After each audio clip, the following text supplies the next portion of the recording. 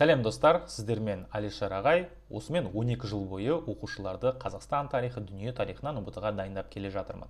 Одан бөлек өзімнің орталықтарым болды ұбт-ға дайындайтын, және де ұбт-да Қазақстан тарихы мен дүние тарихынан сұрақтарды құрастыру комиссиясының мүшесі болдым. Бүгінгі видеода біз сендермен қаңтар ұбт-да, яғни 2026 жылы, міне 2 айдан кейін қаңтар ұбт басталады, сол қаңтар ұбт-да келу ықтималдығы жоғары сұрақтармен танысатын боламыз. Ал ол сұрақтарды мен қайдан білем деген сұрақтар туады шығар, бұл жерден ешқандай құпия жоқ. Жалпы ұбт-ның жыл сайынғы системасы бірдей. Негізгі ұбт бізде жазғы ұбт, жазда сіздер 2 рет ұбт-ны тапсырасыңдар, және де ол жерде жаңа сұрақтар енгізілетін болады. Себебі ол грантты ойнататын ұбт болып тұр. Ал қаңтар ұбт мен наурыз ұбт ол жерде грант ойнатылмайды. Ол жерде тек қана платныйға түседі оқушылар, және де оны көптеген оқушылар жай пробный ретінде ғана қарастырады. Сол себеппен жаңа сұрақтар нағыз ұбт-да енгізіледі, ал қаңтар ұбт мен наурыз ұбт-ның сұрақтары көп жағдайда, 90% жағдайда ол жазғы ұбт-ның сұрақтарынан құрастырылады. Яғни осы биыл жазда қандай сұрақтар келді, сіздерден бір жыл бітіріп кеткен оқушылар, бір жыл бұрын бітіріп кеткен оқушыларға, сендерге сол сұрақтар келеді. Енді тест талдауымызды бастамас бұрын менің Instagram парақшама тіркеліп кетіңдер. Алиш _ тарих. Бұл менің Instagram парақшам, және де артынан 05 деп жазып қойсаңыздар, бұл уже TikTok парақшам шыға келеді. Бұл жерде Қазақстан тарихы мен дүние тарихынан басқа да пайдалы көп ақпарат бар. Және де егер курсқа тіркелем десеңдер, Қазақстан тарихынан мүмкін дайындықты әлі бастаған жоқсыңдар дүние тарихымен бірге, онда маған сол жерге жазып, және курс туралы сұрасаңдар болады. Ал ақырындап тест талдауымызды бастап кетейік. Сонымен, бірінші сұрағымыз: бірінші және де екінші мыңжылдықта көшпеліліктің дамуына әсер етті дейді. Мұз дәуірі, қуаңшылдық, тұрақтардың көбеюі, егіншіліктің дамуы. Енді қараңдар, мынау бізде қола дәуірі шамамен, Қола дәуірі кезінде көшпеліліктің дамуына әсер еткен жағдай, әрине бұл жерде енді логикалық тұрғыдан сразу көрініп тұр, қуаңшылдық деген вариант. Қуаңшылдық ол орысша засуха, яғни жаңбыр жоқ, жауын шашын жоқ, жер құрғап кетеді. Ана егін бидай бірдеңкені өсірсе, ол өспейді. Сонда халық не істейді? Енді оларға бірдеңкемен азық-түлік табу керек қой. Нәтижесінде олар көшпелі мал шаруашылығына ауысып кетеді. Сол жәнегі көшпелік мал шаруашылығын дамытады. Тура осындай жағдай міне бізде қола дәуірі кезінде Қазақстан жерінде орнаған. Сол себеппен мына андрон деген тайпалар бар. Олардың негізі бас жағында олар отырықшы халықтар болды. Кейбір уақыттарда олар көшіп қонып жүрді. Бірақ мына қола дәуірінің соңына тақау қатты қуаңшылдық болады. Сол қуаңшылдықтың нәтижесінде андрондық тайпалар бар, басқа да қола дәуірі кезіндегі Қазақстан жеріндегі тайпалар бар, ұлы дала тайпалар деп айтамыз, олардың бәрі көшіп қонып жүре бастайды. Әрине, қуаңшылдық әсер етті. Келесі сұрағымыз: Кенесарының көтерілісімен қатар жүрген көтеріліс дейді. Кенесары Қасымұлының көтерілісінің жылдарына назар аударайық. 1837 мен 47 жылдардың аралығы. Яғни тура осы уақытта тағда қандай көтеріліс болды деп сұрап жатыр. Бұл жерде бізде Бөкей Ордасындағы көтеріліс, Орал торғай көтерілісі, Маңғыстау көтерілісі, Сырым датұлы көтерілісі. Әрбір көтерілістің жылдарына тоқтап кететін болсақ, Сырым датұлынікі 1783 пен 97, Маңғыстау көтерілісі немесе оны Адай көтерілісі деп айтамыз 1870 жыл, Орал торғай көтерілісі 1868 бен 69, және де Бөкей Ордасындағы көтеріліс Исатай мен Махамбеттікі 1836 мен 38 жылдардың аралығы. Яғни сендер уже көріп тұрсыңдар, мына Кенесарының көтерілісімен қай көтеріліс бірге бір уақытта жүріп отырды. Әрине ол Бөкей Ордасындағы көтеріліс. Кенесарының 37-те басталса, Бөкей Ордасында 37 жылы уже бір жыл бойы көтеріліс жасап жүрген екен Исатай мен Махамбет. Келесі сұрақ: біздің заманымыздан бұрынғы 2-ші ғасыр мен біздің заманымыздың 4-ші ғасырларының аралығында ғұндардың шығыстан батысқа қозғалысының нәтижесінде болған оқиға дейді. Иобань мемлекеті құрылды, хан империясы жойылды, сақтар мәдениеті жойылды, халықтардың ұлы қоныс аударуы болды. Бұл жерде ғұндардың мына Монғолия жерінен бірінші Қазақстан аймағына, одан кейін Кавказ жаққа, одан кейін қазіргі Украинадан кейін арғаратай Балқан түбегіне и Германияның жерлеріне көшіп кетеді ғұндар. Бұл бір мезетте көшіп кеткен жоқ, оларда енді дешевые билеты с авиасейлс деген болған жоқ қой оларда. Самолетқа отырып, фық еткіз бар жаққа көшіп кететіндей. Олар асықпай, ғасыр бойы көшкен ғой. Нәтижесінде бұл оқиға тарихта халықтардың ұлы қоныс аудару деген атаумен болды. Себебі ғұндар Монғолия жерінен анау Еуропа жеріне көшіп барғанға дейін ғұндардың жолында қандай халықтар болды, басқа халықтар да тұрды ғой, олардың жолдары бос болған жоқ. Ол халықтар да ғұндардан қашып жан жаққа көше бастайды. Міне осыны біз сендермен халықтардың ұлы қоныс аудару деп айтамыз. Ең қызықтысы, қазіргі таңдағы ағылшындардың тікелей ата-бабалары сакс тайпалары дейді. Олар кезінде негізі қазіргі Германия жерінде өмір сүрген. Бірақ ғұндар ана жерге келген кезде сакстер қашып Британ аралдарына кетіп қалады. Ол жақта кельт деген халықтар болған. Солармен ассимиляцияға түседі. Нәтижесінде қазіргі таңдағы ағылшын деген халық қалыптасқан екен. Келесі сұрақ. Қайта құру кезеңін бастаған тұлға кім? Так, Горбачев, Брежнев, Хрущев, Сталин. Енді қайта құру кезеңі бұл бізде 1985 пен 91 жылдардың аралығында болды. Және де бұл кезеңде КСРО-ның басшысы ол Михаил Сергеевич Горбачев болған екен. Горбачевтың қайта құру кезеңінің негізгі мәні ол КСРО-ны экономикалық саяси дағдарыстан шығару және де мемлекетті қайтадан қалпына келтіру. Сол үшін бұны қайта құру деп атаған екен. Брежневтің заманында тоже өзінің бір атауы бар. Бізде тесттерде негізі мына жазғы ұбт-да мынау Брежнев бойынша, Горбачев, Хрущев, Сталин бойынша бәрінің жәнегі енді билік кеткен кездегі қандай кезеңдер болды, соны сұраған екен. Қараңдар, Брежневтің кезі ол жылымық кезеңі. Кешіріңдер, тоқырау кезеңі. Тоқырау кезеңінде КСРО экономикалық тұрғыдан не деградацияға ұшыраған жоқ, то есть экономикасы құлдыраған жоқ, немесе ол наоборот күшейген жоқ. Бір қалыпты тұрып қалды. Міне оны тоқырау кезеңі деп айтамыз. Одан кейін Хрущевтің кезеңі жылымық кезеңі болды. Себебі Сталин қайтыс болғаннан кейін билікке келді 53 жылы. Және де бұл кісі Сталиннің енді ол қатыгез саясат жүргізді ғой. Сол қатыгез саясатын сәл-пәл жылыта бастайды. Нәтижесінде оны міне тарихта бізде жылымық кезең, кішкене жылу, жібіту деген мағынада келтірілген. Орысша оны оттепель деп айтады. Яғни оттепель тепло деген сөзден шығып отыр. Ал Сталиннің билігі кезеңі ол әрине енді толық диктатура, қуғын сүргін, олардың бәрі осы Сталиннің кезінде орын алған екен. Келесі сұрағымыз бізде сәйкестендіру. Яғни мына жерде бізде 3 көтерілісшіні берген екен. Кенесары, Жоламан, Исатай. Мына жақта жасады деген ол мынаның арғы жағы болып тұр. Елек қорғанысына шабуыл жасады. Қате кетіп қапты. Енді осыны біз сендермен сәйкестендіру керекпіз. Яғни қай көтеріліс кезінде қандай оқиға болды. Қараңдар, хан ордасын қоршауға алды, Ақмола бекінісін өртеді, Елек қорғанысына шабуыл жасады дейді. Кенесары Қасымұлының іс-әрекеттерін сендер жақсы білесіңдер. Ол 1838 жылы Ақмола бекінісіне шабуыл жасап, оны өртеп жібереді. Жоламан Тіленшұлы бұл кісі бізде Қазақстанның батысы, қазіргі таңда Ақтөбе облысы бар, сол жақта көтерілісін бастаған, Тама деген румен бірге. Жоламан Тіленшұлы сол Ақтөбе жақта Елек деген өзен бар, сол Елек қорғанысына шабуыл жасаған екен. Және де Исатай Тайманұлы Махамбет Өтемісұлымен бірге хан ордасын қоршауға алды. Хан ордасы бізде мына Бөкей ордасы, Қазақстанның батысы, қазіргі таңдағы Орал қаласы, сол аймақта. Келесі сұрағымыз, Мәскеу елімен қарым-қатынас орнатып, қазақтарды батыс Европаға танытқан хан дейді.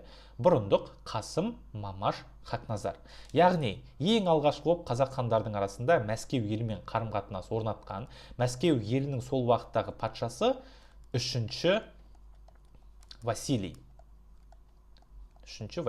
Иванович.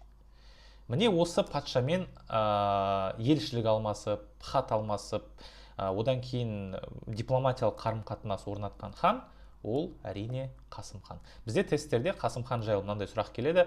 Қазақтарды тұңғыш рет Европа елдері, Шығыс Европада, жәнегі Орта Азия жерінде, және де Орыс патшалығында Қасым ханды және де Қазақ хандығын тани бастаған дейді. Кімнің тұсында тани бастады дейді, ол Қасым ханның тұсында болып тұр. Қасым хан жайлы даже неміс деректерінде кездеседі. Келесі сұрағымыз, 1716 жылы Ертістің сол жағалауында салынған бекініс. Омбы, Семей, Павлодар, Өскемен. 1716 жылы мыналардың бәрі Ертістің жағалауында салынған, но бізде прям жыл-жылмен келтіріледі. 1716 жылы ол Омбы бекінісі, және де подполковник Бухгольц бастаған Жәміш деген бекініс бар, Ямышевский деген. Ол бекініс тоже осы Ертіс өзенінің сол жағалауында салынған екен. Семей бекінісі тоже Ертістің жағалауында, бірақ ол 1718 жылы. Павлодар мен Өскемен олар да Ертістің бойында, бірақ олар 1720 жылы салынады. Келесі сұрақ. Бірінші орыс буржуазиялық революция кезінде көтеріліске белсенді қатысқан кімдер дейді. Бірінші орыс буржуазиялық демократиялық революция 1904 пен 1906 жылдардың аралығында осы уақытта болған. Мен шатаспасам, либо 1905 пен 7, либо 1904 пен 6. Мен де уже цифрлардың бәрі басында айналып кетіп жатыр. Осы және революцияға белсенді қатысқан ішінде қазақтар в основном это кімдер? Диқандар ма, темір жолшылар ма, шаруалар ма, жатақтар ма? Бұл жерде дұрыс жауап темір жолшылар болады. Орынбор-Ташкент деген темір жол осы уақытта салынып жатқан. Және де осы Орынбор-Ташкент темір жолын салып жатқан 40 мың қазақ бар, ішінде өзбектер де бар. Вот солардың барлығы осы революцияға белсенді қатысты. Келесі сұрақ. 1927 жылы қабылданған шара дейді. Индустрияландыру, ЖЭС, ұжымдастыру, әскери коммунизм. 1927 жылы қабылданған шара, давайте барлығына жеке-жеке тоқтап кетейік. Қараңдар, индустрияландыру, яғни заводтар, фабрикалар салып Қазақстанның байлықтарын, қазба байлықтарын игере бастаған кез, ол индустрияландыру заманы 1925 жылы бекітілген екен. Жаңа экономикалық саясат бұл сразу азамат соғысы аяқталғаннан кейін 1921 жылы бекітіледі. ЖЭС-тің жалпы мақсаты ол мына Ресей империясындағы империялық биліктен кейін билікке большевиктер, коммунистер келеді. Олардың алға қойған мақсаты қысқа уақыттың ішінде елді экономикалық дағдарыстан шығару болды. Сол себеппен олар коммунизм, социализм саясатына қарама қайшылық келетін бір реформалар қабылдайды. Мысал ретінде жеке меншікке рұқсат береді, жеке кәсіпкерлікке рұқсат береді, ал өздерің білетіндей ол коммунизмнің бәріне қарама қайшы саясаттар болып тұр. Соны біз жаңа экономикалық саясат деп айтамыз. Ол 21 жылы қабылданды. Ұжымдастыру бізде 1927 жылы қабылданады. Ұжымдастыру саясатының негізгі мәні ол халықтың бәрін, шаруашылықтардың бәрін ұжымшарларға біріктіру, яғни колхоздарға біріктіру. Осы уақыттан бастап қазақ халқы өзінің дәстүрлі көшпелі мал шаруашылығынан айырыла бастаған екен. Және де әскери коммунизм. Әскери коммунизм ол 1918 жылы қабылданған іс-шара. Және де әскери коммунизмнің басты мақсаты ол азамат соғысы кезінде қысқа уақыттың ішінде әскердің жәнегі күштеп, мәжбүрлеп халықты коммунизмге көшіру болып тұр. Ол дегеніміз жеке меншікті толықтай жойып тастау, бүкіл завод, фабрика, банктер, темір жолдар бар, солардың бәрін жеке меншіктен мемлекеттік меншікке өткізу болып тұр. Осы әскери коммунизм салдарынан Қазақ даласында 1921 мен 22 жылдардың аралығында үлкен қуаңшылдық орын алған. Нәтижесінде тоже біраз қазақ қырылды осы уақытта. Келесі сұрақ. Шоқан Шыңғысұлы Уәлиханов шығыстану ғылымында аққан жұлдыздай жарқ етті де жоқ болды деп айтқан кім дейді? Веселовский, Герцен, Станиславский, Лобачевский. Бұл бізде шатаспасам, қателеспесем 8-ші сыныптың оқулығында бар, мектеп баспасында. Және де бұл жерде Веселовский деген жауап дұрыс болады. Шоқан Уәлихановты шығыстану ғылымында аққан жұлдыздай жарқ етті де жоқ болды деп айтты. Себебі өздерің білесіңдер, Шоқан Уәлиханов 1835 пен 65 жылдардың аралығында өмір сүрген, яғни 30 жасында қайтыс болып кеткен. Бірақ сол 30 жылдың ішінде бұл кісі өте көп еңбек сіңіріп кетті. Шығыстану ғылымына, география саласына, тарихқа дегендей. Так что міне оған Веселовский деген осындай баға берген екен.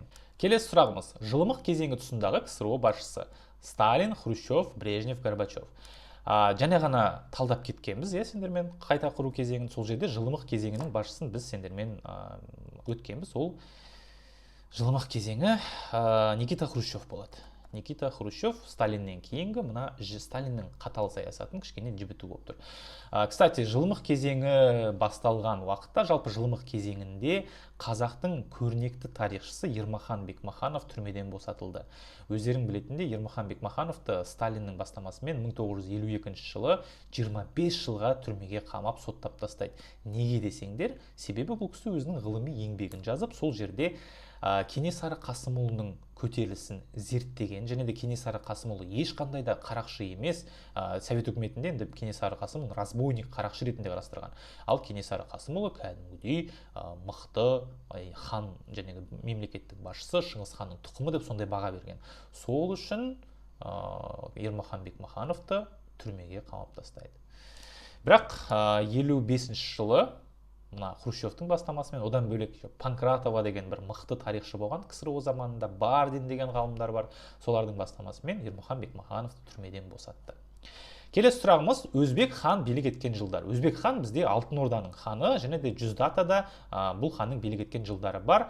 Және де дұрыс жауап, сразу жауап беріп кетейік, 1312 мен 1342 жылдардың аралығы. Өзбек хан билікке келгеннен кейін бірінші жасаған іс-әрекеті ол кісі ислам дінін мемлекеттік дін ретінде Алтын Ордада жариялады. Және де бұл жерде енді бір тағы да айтып кететін жайт бар, ол бізде мектеп программасында жоқ, сендерге қосымша ақпарат ретінде айтып берейін. Өзбек хан ислам дінін мемлекеттік дін деп жариялаған кезде, енді ол уақытта бүкіл Алтын Орданың тұрғындары ислам дінінде болған жоқ. Кейбіреулері христиан болды, кейбіреулері буддист болды, кейбіреулері көк тәңірге табынған. Өзбек ханның туыстары бар, яғни сұлтандар, тоже Шыңғыс ханның ұрпақтары, буддистер және де көк тәңірге табынғандар бар. Олар Өзбек ханға қарсылық білдіре бастайды. Өзбек хан сол уақытта 42 туысқанын өлтірген, өлім жазасына кесіп тастады. Сөйтіп мемлекеттегі билікті өз қолына толықтай алады да, жалпы мына Өзбек ханның тұсында, және де Өзбектің ұлы Жәнібек хан бар. Сол Жәнібектердің тұсында Алтын Орда өте қатты гүлденген, себебі олар сауда-саттыққа көп көңіл бөлген екен. Бірақ мына Өзбек ханның іс-әрекеті, басқа сұлтандарды өлтіріп тастады ғой, ол іссіз қалған жоқ. Себебі Жәнібек ханның тұсында оның баласы болған Бердібек деген хан. Сол Бердібек, в общем, әкесіне кішкене көңілі толмай жүрген, және де өлтіріп кеткен туыстары бар ғой, мына Өзбек ханын өлтіріп кетті ғой қаншама адам, оның туыстары қалған. Солардың туыстарының бастамасымен Бердібек Жәнібекті өлтіреді, яғни өзінің әкесін өлтірген. Әкесін өлтіргеннен кейін Бердібек билікті басып алды. Бірақ әрине енді далада өзінің әкесін өлтірген адамды көп енді сыйламайды. Нәтижесінде Бердібек 2 жыл билік етті. Ол биліктен айырылып қалады, және де осы уақыттан бастап Алтын Ордада үлкен алауыздық туды. Оны біз сендермен ұлы алапат немесе дүрбелең кезеңі деп атаймыз. Бұл кезеңде қысқа 20 жылдың ішінде Алтын Ордада 25-ке жуық хан ауысып кеткен. Яғни быт-шыт болып отқан саяси тұрғыдан Алтын Орда. Және де осы уақыттан бастап Алтын Орда өте қатты әлсіреді, өзінің бір мықты кезеңіне қайта жете алған жоқ. Келесі сұрағымыз, 1942 жылы торпеда шығаратын зауыт салынды дейді. Торпеда шығаратын зауыт қай қалада салынды? Қызылорда, Петропавл, Семей, Алматы. 1942 жылы торпеда дегеніміз сол жәнегі ракеталарға, кәдімгі үлкен ПВО дейді ғой, неше түрлі енді ракетница деген сияқты үлкен қару бар, типа танк сияқты, солардың боеголовкалары, яғни оқтары. Вот соны қай қалада жасады дейді. Дұрыс жауап Алматы қаласында болады. Алматы қаласында торпеда зауыты ғимараты әлі күнге дейін тұр. Осы жақын арада оны алып тастаймыз деген бір шешімдер қабылданып жатқан, оның орнына басқа бірдеңке саламыз деп. Бірақ ол осы 42 жылдан бастап Алматы қаласында осы 2025-ке дейін тұрған екен. Әрине қазір торпеда шығармайды олар тек қана басқа бір заттарды, бейбіт заттарды шығарып отырған, но соңғы бір 15-20 жыл бойы бұл завод жұмыс жасап жатқан жоқ, және де оның тек қана ғимараты ғана сақталған Алматы қаласында. Келесі сұрағымыз, алгебра оқулығын жазған кім дейді? Сәтбаев, Асфендияров, Байтұрсынов, Міржақып, Дулатов. Алгебра оқулығын мектептерге арнап жазған ол Қаныш Имантайұлы Сәтбаев болады. Бірақ қалған тұлғалар, олар тоже оқулықтармен байланысты, ғылыммен байланысты адамдар. Мысал ретінде Санжар Жафарұлы Асфендияров, бұл кісі бізде әскери дәрігер деген мамандықты бітірген, бірақ бұл кісі еще тарихшы болған. Және де ол тарих деген, көне заманнан бергі тарих деген кітапты шығарған екен. Ахмет Байтұрсынов бұл кісі тіл құралы деген еңбек жазады. Және де тіл құралы деген еңбекте қазақ әліпбиін, енді ол негізі қазақтар кезінде шағатай әліпбиімен жазған, бірақ Ахмет Байтұрсынов оны кішкене қазақтарға бейімдеп төте жазу ретінде ойлап тапқан екен. Қазіргі таңда мына Қытайда тұратын қазақтар, олар төте жазуды әлі күнге дейін біледі, біз уже білмейміз, өйткені біз міне осындай кирилл әліпбилермен қолданамыз, ал оларда ол сақталған. Төте әліпби дегеніміз сол араб графикасына ұқсайды, яғни араб графикасын алған, бірақ оны кішкене жеңілдетіп қазақтың фонетикасы мен фонемасына сай жаңа әліпби құрған екен. Міржақып Дулатов Хрестоматия деген кітап жазады. Хрестоматияға енді сол уақытта қазақтың ертегілері, әңгімелері, аңыздары бәрі кірген. Келесі бізде сәйкестендіру. Бұл жерде екінші дүниежүзілік соғысқа қатысқан қазақтың батырлары және олар қай аймақтарда шайқасқан. Мәлік Ғабдуллин, Мәншүк Мәметова, Әлия Молдағұлова берілген, ал варианттарда Мәскеу, Невель, Казачиха. Мәлік Ғабдуллин бұл кісі Мәскеу үшін шайқаста көзге түскен екен. Мәншүк Мәметова пулеметші қызымыз Невель қаласында, Әлия Молдағұлова снайпер, Казачиха, Ленинград маңайында шайқасқан. Міне осылай. 1954 жылы өз жұмысын бастаған экспедиция. Варианттар: Талас, Жайық, Ертіс, Іле. Бұл жерде дұрыс жауап 1954 жылғы қазба археологиялық экспедициясы Іле экспедициясы деп аталған екен. Оның басшысы қазақтың атақты археологтарының бірі Кемел Ақышев деген мырза болған екен.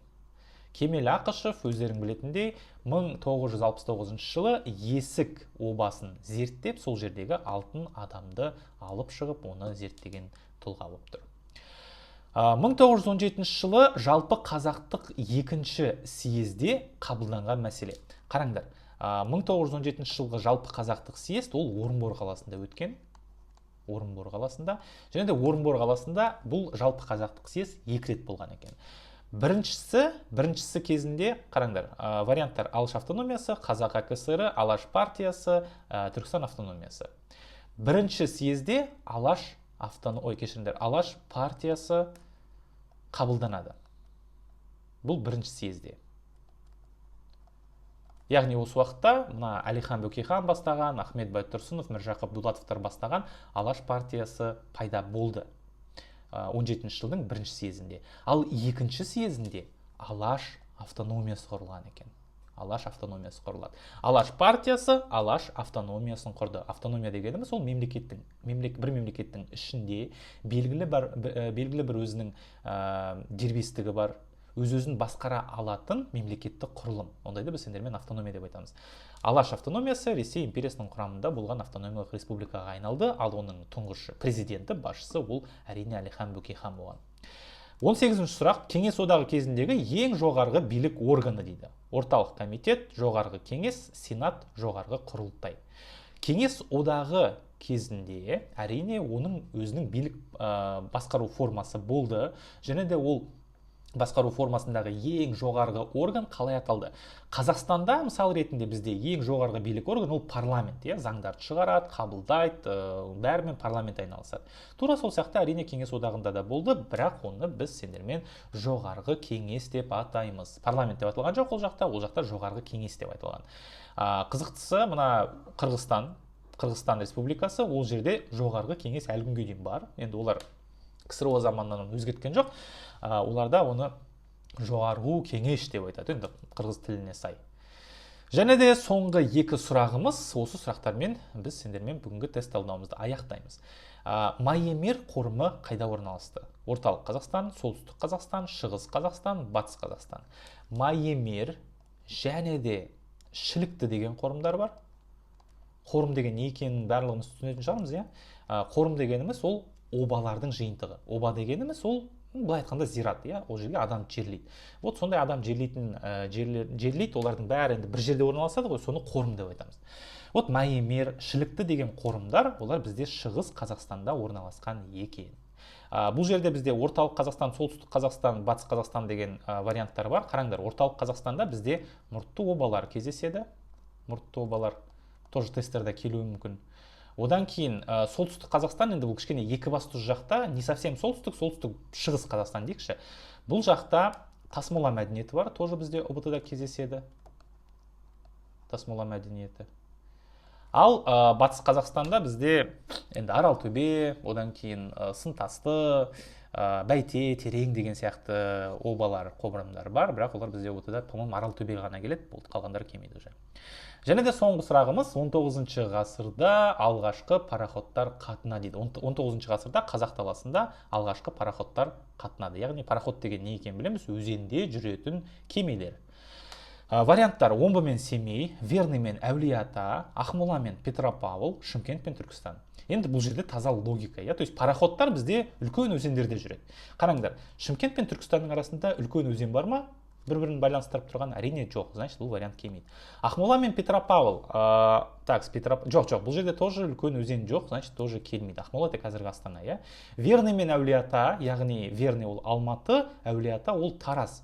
Екеуінің арасында тоже үлкен өзен бір-бірін қатынастырып тұрған жоқ. А вот Омбы мен Семейдің арасында Ертіс өзені ағып жатыр. Ертіс өзені жалпы негізі пароходтарға өте қолайлы өзен болған. Қазақстанда жалпы пароходтар қатынаған бір маңызды су жолдары болған 19 ғасырда. Ол тек қана Ертіс қана емес, ол еще Іле өзені бар. Іле өзені бізде Жетісу жақта, Іле өзені мына Қазақстанның оңтүстік шығысы мен Қытайдың Шыңжаң аймағын біріктіріп отырды. Сол жерде тоже өте көп пароходтар қатынап, сауда-саттықпен айналысқан. Омбы қаласы мен Семей қаласының аралығында тоже пароходтар қатынап, тоже сауда-саттықпен айналысып жүрген екен. Мінекей осылай. Құрметті оқушылар, осымен бүгінгі тест талдауымыз аяқталды. Сіздерге бұл пайдалы және де қызықты болды деген үміттемін. Пікірлеріңді астыда комментарийға жазып кетіңдер. Менің Instagram парақшама тіркеліңдер. Қаңтар ұбт-да сәттілік, барлықтарың жақсы балға қол жеткізіңдер. Егер де қаңтар ұбт-дан кішкене аз алып қалсаңдар да, ол қорқынышты емес. Себебі бізде жазға дейін әлі 6 ай уақытымыз бар. 6 ай уақыттың ішінде Қазақстан тарихын от-үйді күштілеп тұрып 2 рет оқып шықса болады. Ал курс керек болса, маған тіркеліңдер, маған жазыңдар.